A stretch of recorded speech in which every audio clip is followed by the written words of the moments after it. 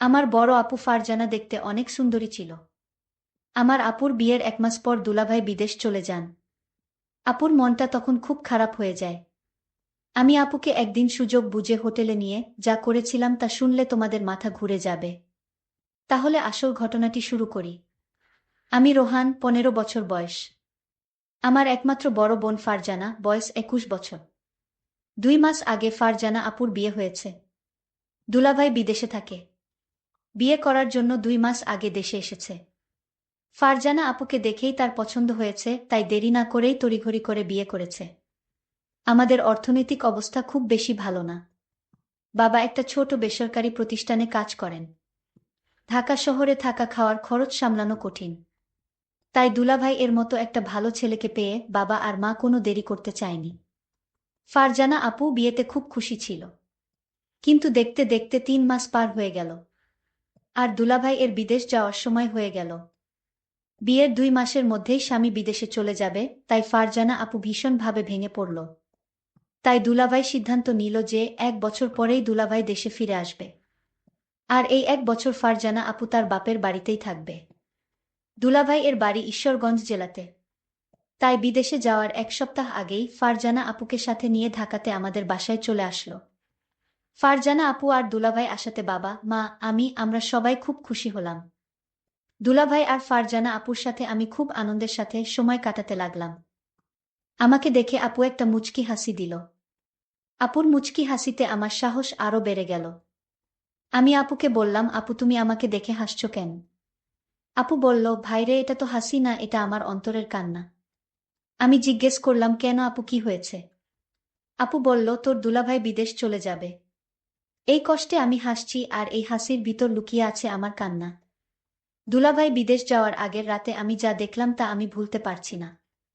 আপুর রুমে কি হচ্ছিল আমি তা দেখেছিলাম, আর আমি তা এখন ভুলতে পারছি না।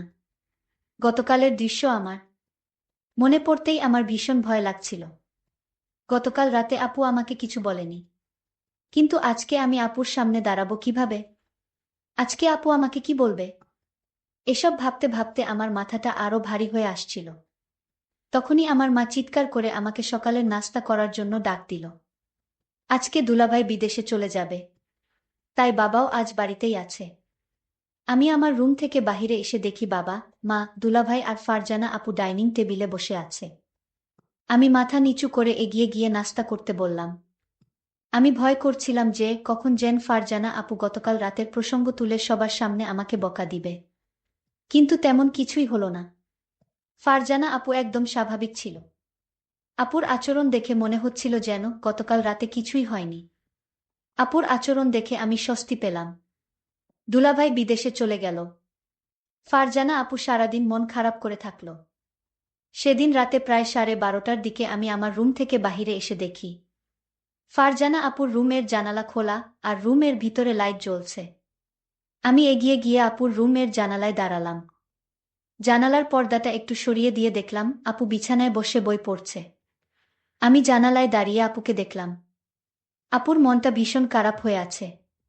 বই পড়তে পড়তে আপু জানালার দিকে তাকিয়ে দেখল আমি সেখানে দাঁড়িয়ে আছি। আমাকে কিছু না বলে আপু আবার বই পড়তে লাগল। বই পড়তে পড়তে আপু বারবার আমাকে দেখছিল। আর মনে হলো বোন আমার কান্না করছে। আমিও চুপচাপ দাঁড়িয়ে দেখছিলাম। বেশ কিছুক্ষণ পরে আপু বিছানা থেকে নেমে হাতের বইটা টেবিলে রেখে জানালার কাছে আমার সামনে এসে দাঁড়ালো। আপু আমার চোখের দিকে তাকিয়ে বলল, কি রে, কিছু বলবি? আমি থতমত খেয়ে বললাম, আপু তুমি ঠিক আছো? আপু সুন্দর একটা হাসি দিয়ে বলল, হ্যাঁ, আমি ঠিক আছি। অনেক রাত হয়েছে, এখন রুমে গিয়ে ঘুমিয়ে পড়। আমি বললাম, তুমি কি এখনই ঘুমাবা আপু? আপু বলল, হ্যাঁ। তুইও গিয়ে ঘুমিয়ে পড়।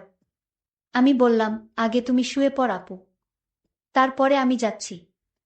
আপু আর কিছু না বলে একটা মুচকি হাসি দিয়ে রুমের লাইট বন্ধ করে বিছানায় শুয়ে পড়ল। আমিও আমার রুমে এসে শুয়ে পড়লাম। কিন্তু কিছুতেই ঘুম আসছিল না। বারবার আপুর কথা মনে আসছিল। আপু দুলাভাইয়ের জন্য কান্না করছে। সকালে উঠে আবার সব কিছু স্বাভাবিক।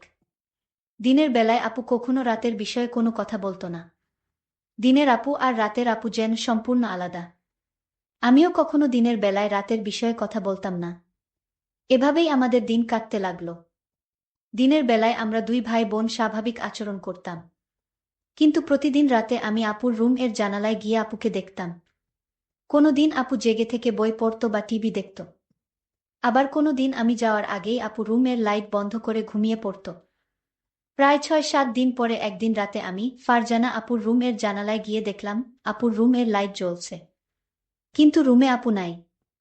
আমি রুমের চারিদিকে তাকিয়ে দেখলাম, আপু কোথাও নাই। হঠাৎ আপুর রুমের বাথরুম এর দরজা খুলে গেল। আপু বাথরুম থেকে বাহির হয়ে আসলো। আমি বললাম, আমার ঘুম আসছে না আপু। আপু বলল, বেশি রাত জাগা শরীরের জন্য ভালো না, যা গিয়ে শুয়ে পড়। পরের দিন আমার বাবা আর মা সারাদিন চাচার বাসায় থাকবে, রাতে ফিরবে। আজকে শুধু আমরা দুই ভাই বোন বাসায় থাকব। তখনই ফারজানা আপু আমার রুমে এসে বলল, কি করছিস রোহান? আমি বললাম, কিছু না আপু, এমনি বসে আছি। আপু বলল, আজকে কি তোর কোনো কাজ আছে? আমি বললাম, না আপু, আমার কোনো কাজ নাই। আজকে সারাদিন আমি তোমার সাথে গল্প করব ভেবেছিলাম, যদি তুমি ব্যস্ত না থাকো। আপু বলল, ও আচ্ছা, তাহলে তুই গোসল করে ফ্রেশ হয়ে আমার রুমে আয়। আমি বললাম, ঠিক আছে আপু, আমি গোসল করে তোমার রুমে আসছি। আপু চলে যেতেই আমি তাড়াতাড়ি গোসল করে আপুর রুমে গেলাম। আপুর রুমের দরজা খোলা ছিল। আমি আপুর রুমের ভিতরে ঢুকে দেখলাম আপু রুমে নাই। খেয়াল করলাম আপু নেই। আমি পাশের রুমে চলে গেলাম, সেখানেও আপু নাই। তাহলে আপু কোথায় গেল? আমার ভীষণ চিন্তা হচ্ছে। হঠাৎ লক্ষ্য করলাম আমার রুম আপুর গলার আওয়াজ আসছে, মনে হচ্ছে চিৎকার করছে। আমি অবাক হয়ে গেলাম, কিসের চিৎকার আসছে আমার রুম থেকে। আমি আমার রুমে যেতেই দেখলাম রুম ভিতর থেকে লক করা। আমি জানালার পাশে গেলাম, গিয়ে দেখলাম সেখানেও জানালা লক করা। আমার মন চাচ্ছে জানালা ভেঙে ঘরে ঢুকে পড়ি। কি হচ্ছে রুমে? আমার বোন এমন চিৎকার করছে কেন?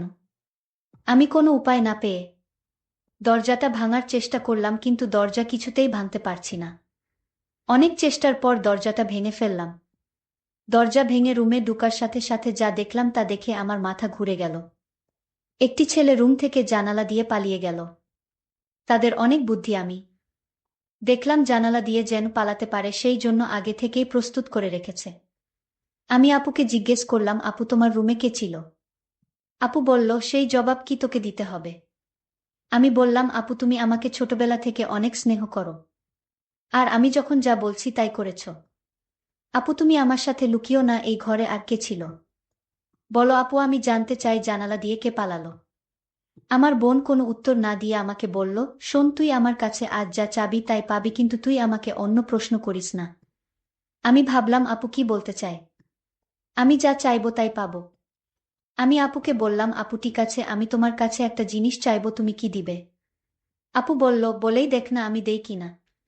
আপুকে কথাটা বলতে আমার খুব ভয় হচ্ছিল।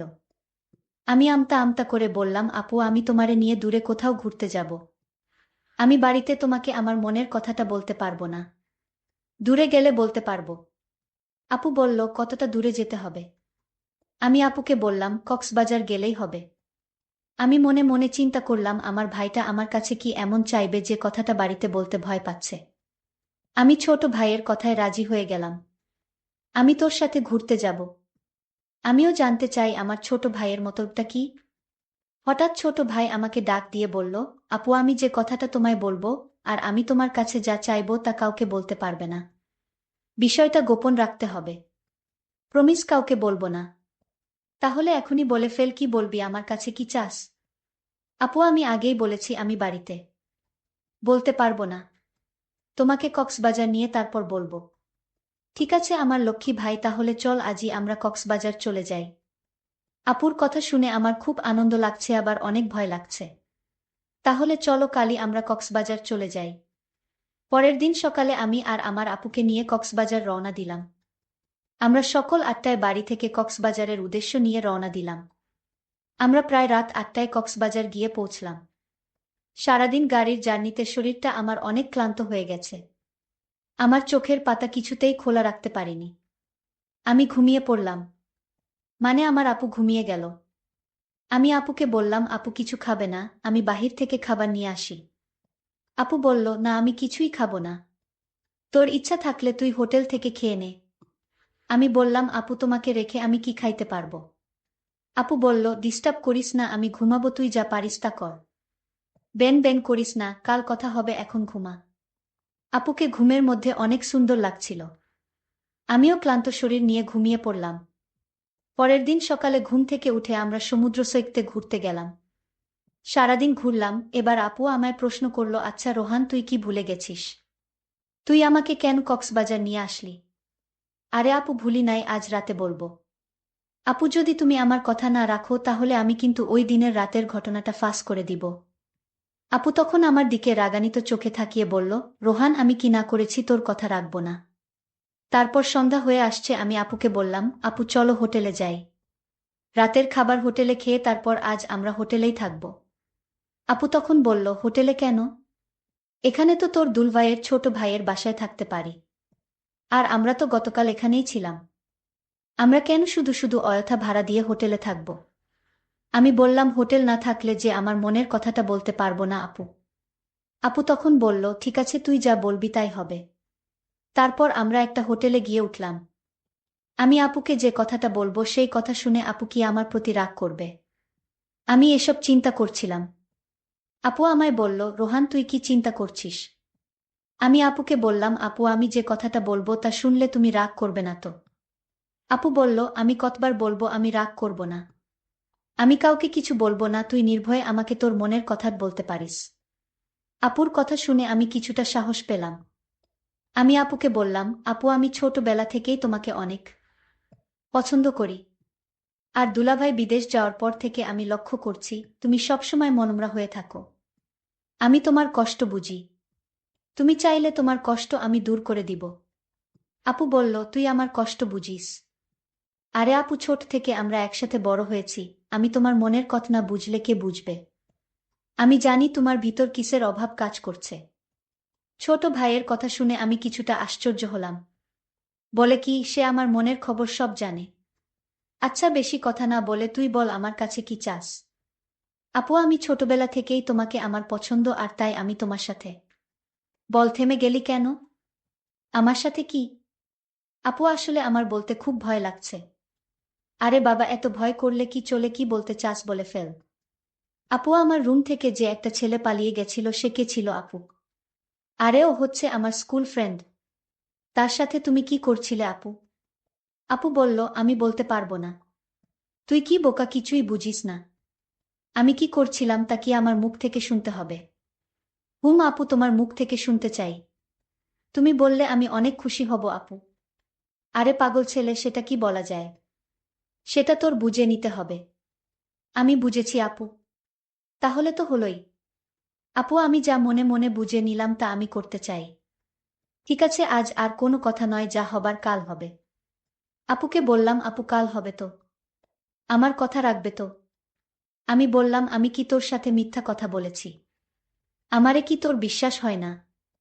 যদি বিশ্বাস থাকে তাহলে এখন ঘুমা, কাল সব হবে। প্রিয় বন্ধুরা, আজ ব্যস্ততার জন্য গল্পটি শেষ করতে পারলাম না। বাকি ঘটনাটি আগামীকাল আপলোড দেওয়া হবে। সেই পর্যন্ত সবাই ভালো থাকবেন, ধন্যবাদ।